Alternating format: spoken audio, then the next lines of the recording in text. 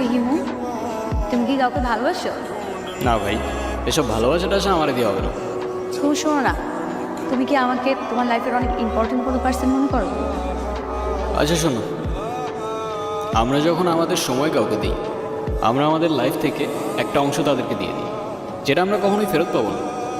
তো যেহেতু আমি তোমার সাথে অনেক সময় কাটাই, তো তার মানে এইটাই তুমি আমার লাইফের ইম্পর্টেন্ট একজন, আমার অনেক ভালো বন্ধু প্লাস আমার বেস্ট ফ্রেন্ড। ও, তোমার জন্য একটা জিনিস আছে, নাও। বাদাম? তুমি আবার খুশি সহকারে বাদাম খাচ্ছ? আরে বাবা, আমি পারি না খোসা ছাড়াই বাদাম খাইতে, কি করবো আমি? আচ্ছা, তুমি যে এরকম খুশি সহকারে বাদাম খাচ্ছ, আশেপাশের লোকজনকে দেখে কি ভাববে বলো তো? মানুষ কি ভাববে, মানুষ কি বলবে, এগুলো ভাবতে ভাবতে না মানুষের নিজের পার্সোনালিটি চেঞ্জ হয়ে যায়। তুমি খোসা সহ বাদাম খাচ্ছ কেন? শোনো, যে মেয়ের বেস্ট ফ্রেন্ড খোসা ছাড়িয়ে বাদাম খেতে পারে না, সেই মেয়ের খোসা সহকারে বাদাম খাচ্ছে, বুঝলে? নাইস, আমার লাইনে আসতেছে। কিরে, ইরা কইরে দেখছিস তোরা? কই, আমরা তো এখানে অনেকক্ষণ যাবত বসে আড্ডা দিচ্ছি, এরাকে তো দেখিনি। আচ্ছা থাক, তোরা দেখে আসি আমি।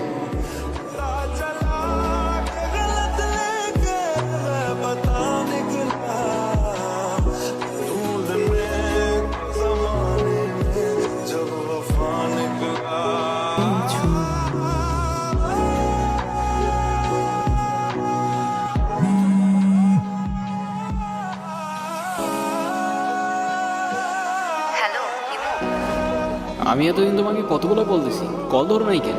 কি হয়েছে তোমার? আরে তোমাকে আমি সব বলবো। তোমাকে একটা গুড নিউজ দেওয়ার আছে। আগামীকাল সন্ধ্যায় দেখা করতে পারবে? হ্যাঁ পারবো, আমারও তোমাকে অনেকগুলো কথা বলার আছে, কিন্তু কোথায় দেখা করতে আসবো? কোথায় দেখা করতে হবে টেক্সট করে জানিয়ে দেব। আজ রাখি তাহলে, আগামীকাল দেখা হচ্ছে। এতদিন কোথায় ছিলা তুমি? তোমাকে আমি পাগলের মতো বুঝছি কয়দিন। তো তুমি আমাকে পাগলের মতো কেন খুঁজছিলে? আছে কিছু কারণ। আরে কি কারণ বলবা তো বাবা। আচ্ছা, এত লুকোচুরি করে কি আছে? বলো, তুমি যেটা বলতে চেয়েছো বলো। আমি তোমাকে ভালোবাসি না। ভালোবাসি মানে? হ্যাঁ ইরা, আমি তোমাকে ভালোবাসি। সেই ছন্ন ছাড়া হিমু আজকের হিমুতে পরিবর্তন হয়েছে শুধুমাত্র তোমাকে ভালোবাসি বলে। আমাকে ভুল বুঝো না তুমি। আমি শুধু আমাকে পরিবর্তন না, তোমার জন্য যে কোনো কিছু করতে পারি। I love you Ira. কইমো, আমি তোমাকে আমার ফ্রেন্ড ছাড়া কখনোই কিছু ভাবিনি। আরে আমরা একসাথে ঘুরতাম, আড্ডা দিতাম, আমরা অনেক বেশি ফ্রি ছিলাম। দেখো, এটা না যে আমি তোমাকে ভালোবাসতাম, রাইট? তাছাড়া তুমি আমার বিয়ে ঠিক হয়ে গেছে, আর এই কথাটাই আমি তোমাকে বলতে এসেছি। আজকের পর থেকে আর কোনো দিন তুমি আমার লাইফে ব্যাঘাত ঘটাবে না।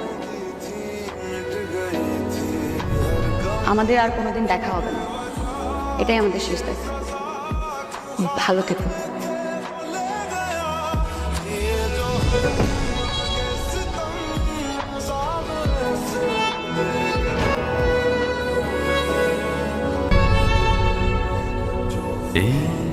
প্রজাপতি না বললে কি আবার। এটা একটু ধরো তো। কি এটা? বাদাম।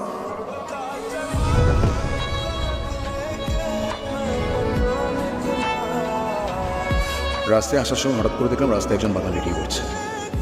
বাদাম তো তোমার ভীষণ পছন্দ, তাই নিয়ে আসি। দাও খোসা ছাড়িয়ে। ও সরি, আমি তো ভুলেই গিয়েছিলাম, তুমি তো খোসা সহ বাদাম খেতে পছন্দ। আজকে 3 বছর হয়ে গেছে আমাদের বিয়ে, কিন্তু আমি এখন পর্যন্ত বুঝতে পারলাম না তুমি খোসা সহ বাদামে এমন কি খুঁজো। ভালোবাসা। ভালোবাসা? আমি না মাঝে মাঝে তোমার এসব কঠিন কঠিন কথা একদমই বুঝি না। ড্রাইভার চলো।